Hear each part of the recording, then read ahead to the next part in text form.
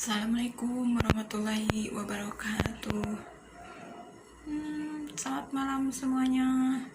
Aku mau tanya, apa sih buat youtuber pemula yang ada di Saudi?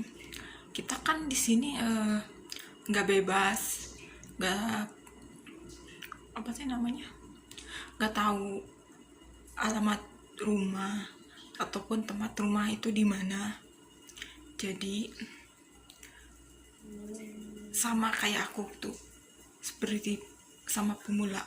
Jadi aku nggak tahu apa-apa karena karena aku nggak punya temen di sini, aku sendirian. Jadi bingung mau nanya sama siapa. Jadi, apa sih? Karena nggak punya temen jadi bingung harus ngapain. Aku udah kepikiran buat YouTube itu udah lama, tapi karena bingung mau buat apa, tak mau apa sih namanya, karena aku mikirnya gini, satu aku nggak tahu apa sih alamat rumah majikanku, kedua aku nggak tahu kan kalau buat YouTube sementara kan kalau buat YouTube itu harus apa sih, harus semuanya lengkap. Apa sih kode pos atau nama posnya, KTP, alamat rumah. Sedangkan itu aku nggak tahu, semua itu aku nggak tahu, nama pos, kode pos, apalagi aku lagi di luar negeri gitu. Sementara KTP aku udah habis, pasporku juga udah habis. Jadi aku bingung nggak tahu harus ngapain.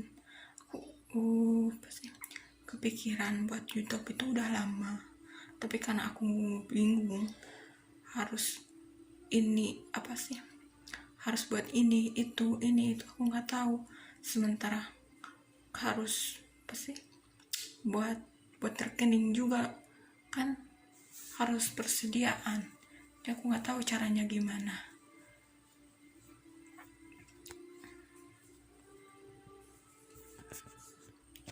Karena aku di sini nggak punya teman, jadinya aku nggak pernah keluar juga. Keluar pun kalau aku lagi ada keperluan, karena aku males keluar.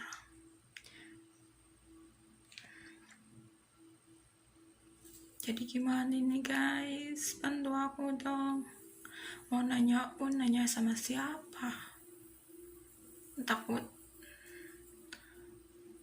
dia nggak ada ngasih tahu.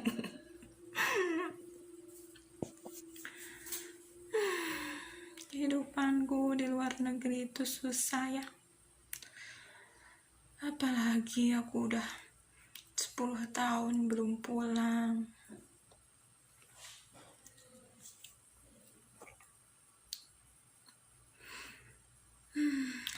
Orang tua aku mengharapkan aku pulang, aku cuma bisa pasrah, nggak bisa ngapa-ngapain.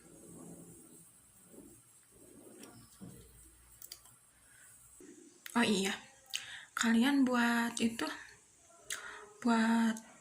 rekening itu pakai apa sih? Sementara pasporku kan udah habis, KTP ku udah habis, aku nggak tahu harus pakai apa nanti kalau aku buat rekening. Kalian ada yang tahu gak caranya gimana? Kasih tahu aku ya. Terus apa sih? Misalnya gini ya. Misalnya aku sekarang buat YouTube tuh. Terus aku menerima gaji itu dari YouTube. Terus gimana cara ngambilnya? Karena aku nggak punya rekening gitu. Apa bisa sebelum punya rekening itu diambil gajinya itu? Ya itu cuma menghayal ya. mendapatkan gaji sekarang. Aku juga pertama kali bicara pakai video, karena aku orangnya jarang bicara. Di sini aja juga bicara seperlunya aja. Males, paling aku hari-hariku menghilangkan rasa bosan atau stres cuma nonton. Itulah kerjaanku selama 10 tahun di sini. Kerjaanku nonton kerja itu aja. Sama majikan, gak ada pembantu, gak ada majikan. tiap detik, tiap menit buka HP. Semuanya sibuk masing-masing dengan HP. Jadi di sini tuh rumahnya gak bersih amat gitu lah. Tapi di sini tuh alhamdulillah semua majikan baik, semua anak-anaknya juga baik. Aku juga dikasih HP sama majikan. Kalau HP rusak tinggal bilang sama majikan, terus dibeliin yang baru. Kalau pulsa pun dikasih, tapi kalau kepepet aku bilang sama majikan selalu beliin aku kalau ada urusan gitu. Tapi sekarang dia selalu tiap bulan dia selalu kasih pulsa. Di sini tuh kerjaannya gak bersih amat, gak capek. Cuman tidurnya itu aku bangun itu jam aku mau cerita ya guys.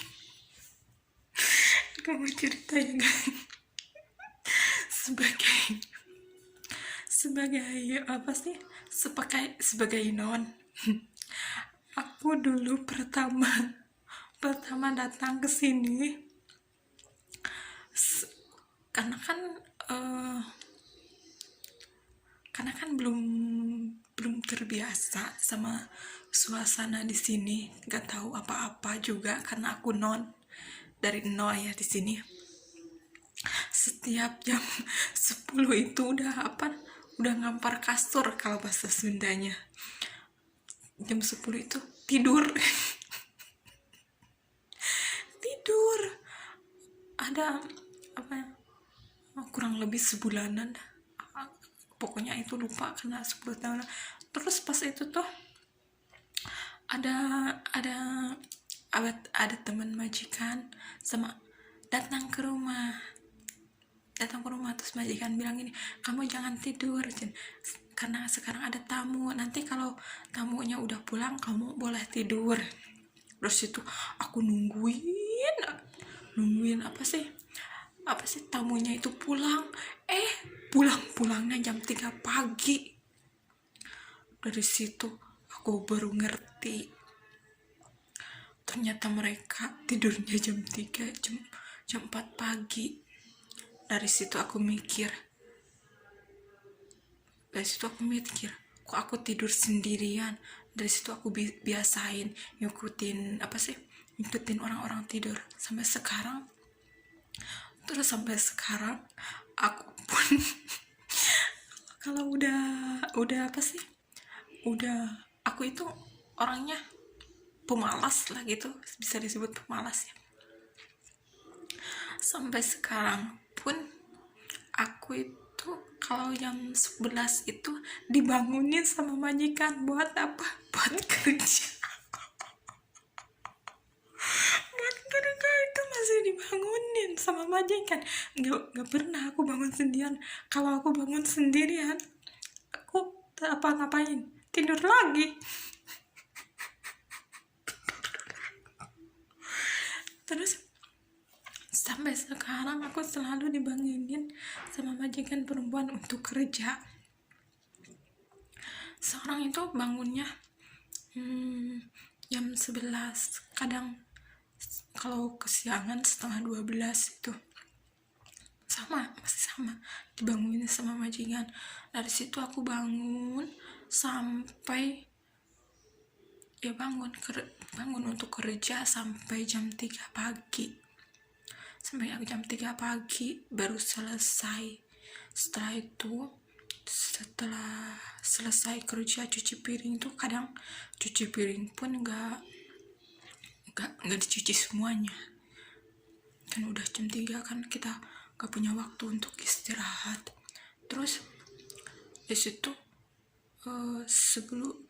setelah itu majikanku selalu manggil aku buat mijitin kaki dia. Setiap malam aku harus mijitin kaki majikan perempuan. Setelah itu kadang aku tidur di bawah kakinya. Setelah itu majikanku bangun dan kamu tidur di di kasur kamu. Enggak, aku nggak punya kasur, aku nggak punya kamar di itu aku nggak punya kamar. Aku tidurnya sama anak majikan yang pertama. Anak majikan pertama itu perempuan, umurnya gak jauh beda sama aku. Beda setahun, umurnya 27 atau 28 deh. Kadang aku tidur di kamar sama anaknya yang perempuan, kadang aku tidur sama majikan perempuan di ruangan tengah, karena majikan perempuan aku tidurnya di ruangan tengah di sofa. Kadang aku tidur sama majikan perempuan di sofa di situ.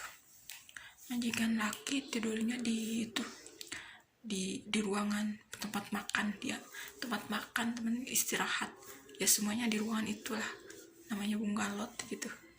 Kalau yang udah kerja di sini pasti tahu ya yang namanya bunggalot.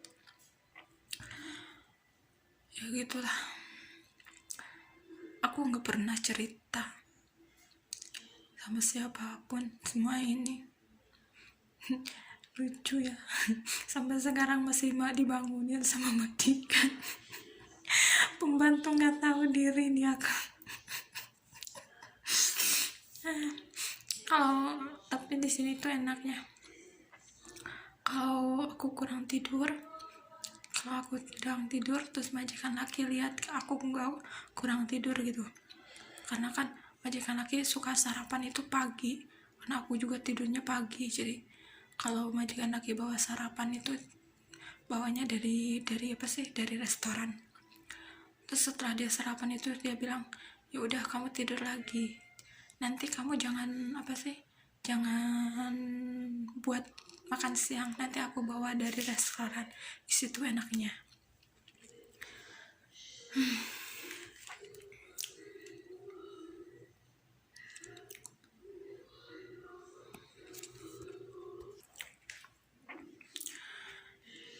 Ada ya enggak ya yang sama kayak aku, orangnya pemalas.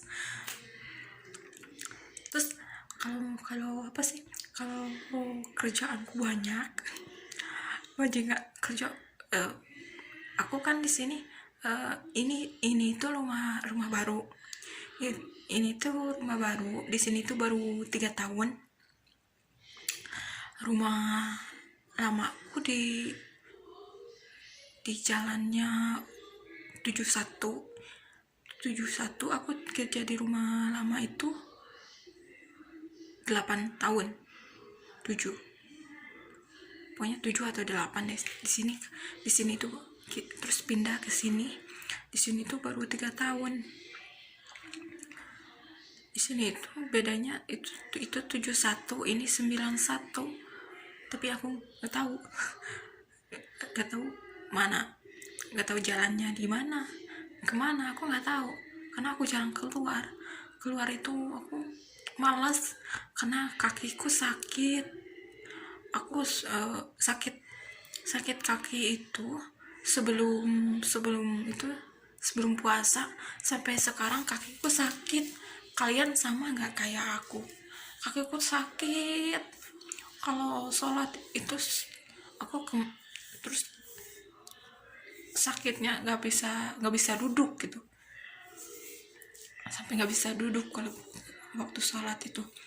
Terus kalian ada nggak sama kayak aku sakit kaki pas waktu itu tuh, pas waktu bulan puasa itu, sakitnya parah, sakit. Aku bilang sama majikan laki, aku minum obat, saking sakitnya itu. Terus majikan setelah buka itu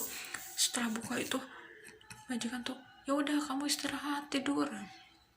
Di situ aku tidur setelah buka puasa itu aku tidur. Terus pas pas aku lagi tidur, aku dengar majikan perempuan itu apa sih, bong bembrang bong bembrang kata bahasa Sundanya. Ternyata dia lagi nyuci piring sama anaknya. Dia bantuin aku nyuci piring karena kan bulan puasa itu apa sih, cucian penuh, sementara kakiku sakit, gak bisa ngapa-ngapain. Itu lagi bulan puasa, pas karena bong bembrang kan, di dapur itu bong bembrang kan, ada ke kamarnya deket sama dapur. Aku bangun, aku lihat mereka lagi nyuci piring. Dari situ aku nggak tahu harus apa. Sampai sekarang kakiku kadang sakit, kadang enggak. Sekarang lah datang lagi sakit, nggak tahu. Aku minum obat, aku udah bosen minum obat, nggak tahu harus ngapain. Minta pulang, jawabnya nanti. Bosen aku dengerinnya. Nanti minta uang gajiku nggak tiap bulan ya. Aku cerita ya, gajiku nggak tiap bulan. Selama di rumah ini 3 tahun, kemarin karena aku gak tahu kapan aku bicara sama majikan mau minta uang, mau kirim uang ke Indo, karena udah lama aku nggak ngirim uang. Terus aku minta 10.000. Karena aku juga mikir ya, karena sekarang lagi COVID kan, kerjaan gak banyak, pasti dia juga banyaklah kebutuhan ini. Terus aku bilang aku pengen kirim uang 10.000 lah, kira-kira gitu. Terus yaudah, nanti kalau udah ada uang aku kasih kamu ini. Terus udah lama aku nunggu, sekitar 1 bulanan lah. Terus kemarin tanggal 23 tuh kemarin, besoknya tanggal 22 tuh malam, katanya dia manggil aku, majikan panggil aku, katanya kamu mau ngirim uang ke Indo itu berapa. Aku bilang sekitar 10 atau lebih. Terus dia bilang gini, 5 aja, nanti kalau udah ada uangnya aku kasih kamu lagi. Ya udah, daripada enggak kan, ya udah. Terus besoknya dia ngasih aku uang ini, uang 5.000 rial ya. Terus dia pergi ke ruangan dia yang tempatnya dia istirahat. Terus aku ngantarin buah-buahan kalau nggak salah. Terus dia bilang gini, kamu punya apa sih, punya kertas enggak? Oh iya aku punya, cina pulpennya ada. Terus kemarin dia ngasih uang 5.000 kan. Terus pas dihitung kata dia, berapa banyak gaji kamu yang belum dibayar. Aku hitung gini, aku tanya sama dia, di sini kan di rumah yang baru itu kita kan udah apa sih, udah 3 tahun. Terus dia ngitung, ya katanya 3 tahun kurang sebulan. Terus aku bilang, kamu cuma kasih aku uang 200 kemarin, terus ditambah ini. Terus dia ngitung gaji apa sih, terus ngitung jadi 3 tahun itu dihitung berapa totalnya. Jadi itu berapa totalnya, tapi 36 bulan 36 bulan kali 12, karena aku gajiku itu 1.200, karena gaji aku itu 1.200, jadi dihitung 12 apa sih 36 dikali 12 itu hitungin aja ya jumlahnya berapa itu semuanya 43.000 real, berapa gitulah lupa. Aku bilang dalam hati, apa sih lupa namanya. Kamu kaget kan, semua gajiku yang belum dibayar sebanyak itu. Dia kaget pasti, gaji yang belum dibayar semua itu sebanyak itu. Karena aku selalu bilang, aku mau pengen ngirim uang, aku bilang sekarang kamu kaget gaji yang belum kamu bayar, karena kamu nggak ngasih aku gaji setiap bulan. Terus dia bilang setelah dihitung itu dia nulis pokoknya nulis itu untuk tanda tangan, tanda terima gaji gaji sekian yang belum dibayar gitu. Terus dia bilang yang udah dibayar sama dia, yang belumnya itu ditulis sama dia. Kamu sebab sih nggak ngasih aku uang tiap bulan, jadinya kamu rasain aja sendiri, kagetnya sendiri.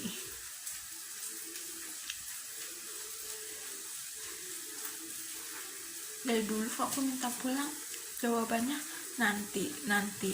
Terus dia bilang gini, paspor kamu udah 7 tahun nggak dibuat, apa sih, KTP kamu juga udah 7 tahun gak dibuat yang baru, itu kamu sebabnya. Aku bilang gini, oh iya guys, aku mau tanya, terus kalau mau buat paspor sama KTP baru, terus itu bisa dipulangin? Gak mungkin kan, buang uang buang uang